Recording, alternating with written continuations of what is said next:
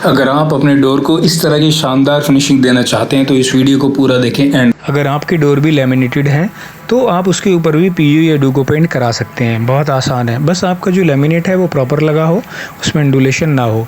यहाँ पर जो आप देख रहे हैं दरवाज़ा जिसकी हम सैंडिंग कर रहे हैं, इसके ऊपर ग्लोस लैमिनेट लगा है। अगर मैट आपका लेमिनेट हो तब भी आपको ये सैंडिंग करनी है, अगर ग्लोस हो तब भी करनी है, लेकिन जब ग्लोस होगा तो आपको ज़्यादा करनी पड़ेगी। इसके बाद आपका जब आप सैंडिंग कर चुके हो उसके बाद आप अपना कारपेंट्री का काम करा लीजिए। जैसे कि हम इसके ऊपर मोल्डिंग लगा रहे हैं और HDHMR का इम्बॉस इफेक्ट देना चाह रहे हैं, तो वैसा ही जब ये तैयार हो जाएगा तो आपको समझ में आएगा कि ये इफेक्ट कैसा है। तो आपका जो कारपेंट्री का काम है उस काम को आप पूरा फिनिश करा लीजिए। उसको कराने के बाद फिर आप जो आपने HDHMR लगाया है या MDF लगाया है उसकी आपको सैंडिंग करनी है। 220 नंबर से सैंडिंग आपको करनी है। सैंडिंग करने के बाद फिर आपको इसके ऊपर लगानी है इपॉक्सी। यहाँ पर अगर आप देखें तो ये पल्ले अलग हैं लेकिन प्रोसेस वही है। जो आपने अपने डोर पे सैंडिंग करी और कारपेंट्री का काम करवाया, उसके बाद आपको इसके ऊपर इपॉक्सी लगानी है।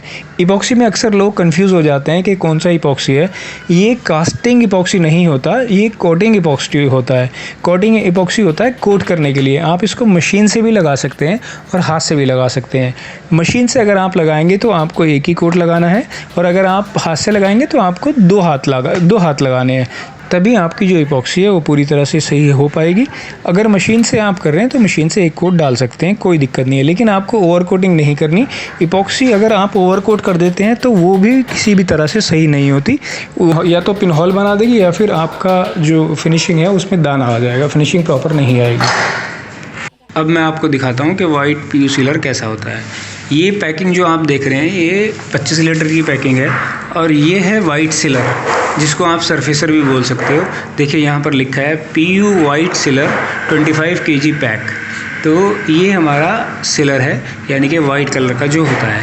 इसमें हमें थिनर ऐड करना होता है और हार्डनर ऐड करना होता है। अभी हार्डनर भी दिखाता हूँ। अब ये अगर आप देखें तो ये हार्डनर है वाइट सीलर का, ये लिखा है white sealer hardener for white sealer. White sealer के लिए है ये, और इस पे CT7 पैक लिखा होता है। 12.5 लीटर का ये होता है और 25 लीटर का वो। और ये आप देखेंगे ये है PU थिनर। इसका जो कोड है 808 होता है। ये 20 लीटर का पैक है, 20 लीटर की पैकिंग है इसकी। इसको हमें ऐड करना होता है हार्डनर को भी और थिनर को भी वाइट सीलर में। ये वाइट सीलर के लिए ये दोनों चीज़ें उसमें ऐड करके तब हम इसको स्प्रे करते हैं। सीलर, थिनर और हार्डनर को मिक्स करके सीलर में, मतलब वाइट सीलर में, तो अब हम इसकी कोटिंग कर रहे हैं। तो इसके हमें लगाने पड़ते हैं 2 कोट। 2 कोट क्यों लगाने पड़ते हैं ये भी मैं अभी आपको दिखाऊंगा आगे चल के। जब हम वाइट सीलर डाल रहे होते हैं तो हमें जो मटेरियल है उसको अच्छे से छानना होता है, जैसे कि मैंने पहले भी वीडियो में बता रखा है। तो अगर आप अच्छे से नहीं छानेंगे तो उसमें दाना आ जाएगा। हालांकि सीलर में अगर दाना आ जाए तो कोई मुश्किल बात नहीं होती है, सैंडिंग करके आप उसको निकाल सकते हैं। वैसे भी आपने दाना आए या ना आए, वैसे भी आपने सीलर की सैंडिंग करनी ही होती है। सीलर की सैंडिंग आप 320 से भी कर सकते हैं, फिर उसके बाद 420 से भी कर सकते हैं, डिपेंड, और 220 से भी कर सकते हैं। और डिपेंड करता है वो इसके ऊपर कि आपकी जो आउटपुट है वो आपको कैसी मिली है, यानी सीलर डालने के बाद क्या कंडीशन है। अगर कंडीशन अच्छी है तो आप 320 के बाद 400 लगा दीजिए, और अगर आपको थोड़ा सा टिपिकल लग रहा है, अगर आपको लग रहा है कि डस्ट वर्स्ट ज़्यादा आ गया तो 220 से भी आप आराम से सैंडिंग कर सकते हैं। कई बार हम 220 से सैंडिंग करते हैं, कई बार 320 से करते हैं, कई बार 400 नंबर से करते हैं। उसकी वजह यही रहती है कि हमारी जो आउटपुट है वो कैसी आई है। तो सीलर का मैंने आपको बताया, सीलर के आपके 2 कोट इसीलिए डालने होते हैं क्योंकि इसमें अगर आप एक सिंगल ही कोट डालेंगे तो उसका जो वाइट एरिया है वो नज़र आ जाएगा, और जब आप उसके ऊपर कोट डालेंगे, टॉप कोट डालेंगे, तो वो प्रॉपर अपना कलर नहीं देगा। इसलिए आपको 2 कोट डालने चाहिए सीलर के। एक कोट डालने के बाद सैंडिंग करें, जितना भी वाइट निकलना हो या बेस दिखना हो वो दिख जाएगा, बेस दिख जाएगा, और उसके बाद फिर आप उसके ऊपर टॉप कोट डालना शुरू कर सकते हैं। टॉप कोट में भी आपको टॉप कोट डाल के फिर उसके ऊपर सैंडिंग बफिंग करनी होती है। ये दरवाजे हम वाइट ही रखेंगे। अभी हम बेस कोट डाल रहे हैं सीलर का, और सीलर का बेस कोट डालने के बाद फिर हम टॉप कोट स्टार्ट करेंगे। टॉप डालेंगे हम इसके ऊपर मैट, जैसे कि आपने वीडियो के शुरू में देखा है। दरवाज़ा वही आउटपुट आएगी इसकी, वैसा ही रहेगा, और आपको लास्ट में मैं दिखा भी दूंगा कि एक इसकी फिनिशिंग किस तरह की आई है। तो यहाँ पर हमने सीलर डाल लिया है। सीलर डालने के बाद अब हम इसकी रिपेयर करेंगे। रिपेयर आपको बहुत अच्छे से करनी है। अगर रिपेयर में आपने लापरवाही कर दी या रिपेयर में कुछ कमी रह गई तो वो आप टॉप कोट भी डालेंगे, उसके बाद भी विजिबल रहेगा, वो दिखता रहेगा। इसलिए अब मैं आपकी उसकी रिपेयर कैसे करते हैं, रिपेयर आपको दिखाता हूँ।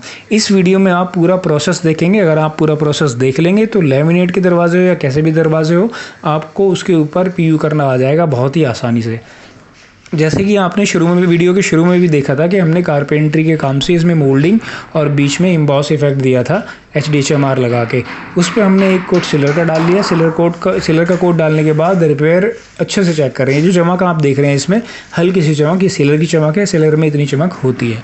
क्या होता है जब वाइट बेस डल जाता है ना, तब जितनी भी रिपेयर होती है, मरम्मत होती है, वो सारी निकल के बाहर आ जाती हैं, सारी हमें विजिबल हो जाती है, सारी दिखने लगती हैं।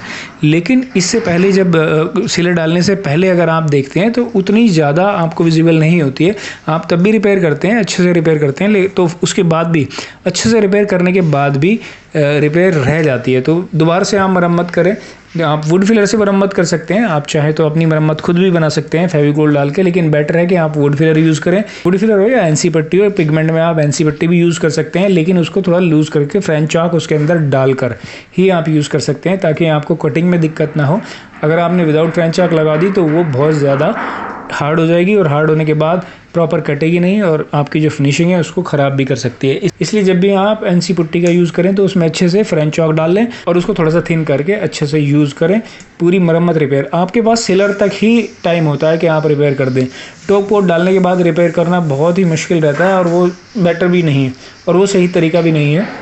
सही तरीका यह है कि आप सिलर के जो 2 कोट लगा रहे हैं उस तक ही आप पूरी रिपेयर कर लें। ऐसा नहीं है कि आप टॉप कोट जब डालेंगे तब आप रिपेयर नहीं कर सकते हैं, आप कर सकते हैं। अगर कोई रह जाती है तो डेफिनेटली आप करें, उससे कोई दिक्कत नहीं है, लेकिन बेटर ये रहता है कि आप पहले ही कर लें, क्योंकि पीयू में जो होता है वो बेस का ही गेम होता है। अगर बेस अच्छा है तो आपको बहुत अच्छा फिनिशिंग मिलेगा, और अगर आपका बेस अच्छा नहीं है तो आपको फिनिशिंग बहुत अच्छी नहीं मिल पाएगी, क्योंकि आप इतना पैसा भी लगाते हैं और फिर इतना महंगा मटेरियल भी यूज़ करते हैं, और उसके बाद फिनिशिंग अच्छी ना आए तो मज़ा नहीं आता है। सिलर की कोटिंग पूरी होने के बाद फिर आपको इसके ऊपर टॉप कोट डालना है। आप कोई भी कलर का टॉप कोट डालें, जैसे ही आपकी इच्छा आप वैसे डाल सकते हैं, जो आपको पसंद हो, आपका जो फेवरेट हो। हमारा यहाँ पर वाइट है, वाइट हमें डालना है, सारा टॉप कोट हम वाइट डालेंगे।